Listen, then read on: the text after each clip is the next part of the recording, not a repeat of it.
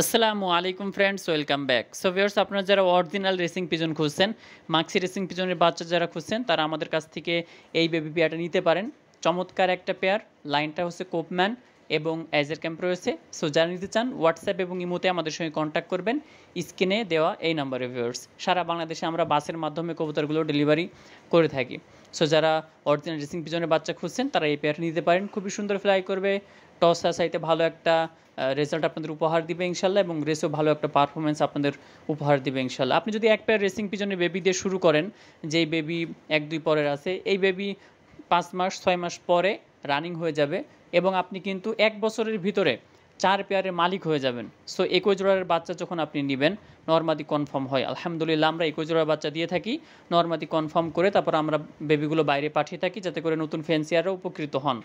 So যখন 6 মাস বয়স হবে তখন আপনি পেয়ার করে দিবেন, এবং এক জোড়া বাচ্চা নিজে খাবার খাওয়া পর্যন্ত তার সময় লাগে 2 মাস, অর্থাৎ ডিম দিবে, তারপরে বাচ্চা ফুটবে 18 দিন পরে। এই বাচ্চা বড় হইতে মোট টোটালে 45 দিন মতো সময় লাগে। হ্যাঁ, 45 দিন মতো হইলে ইনশাআল্লাহ বাচ্চারা খুব সুন্দরভাবে খাবার খাওয়া শিখে যায়।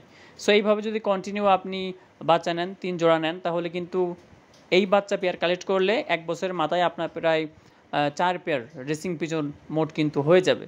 সো এক পেয়ার দিয়ে আপনি শুরু করেন, অরিজিনালটা দিয়ে শুরু করেন, পরবর্তীতে আপনি সেল করতে পারবেন, বিক্রি করতে পারবেন, এবং ভালো একটা দাম পাবেন।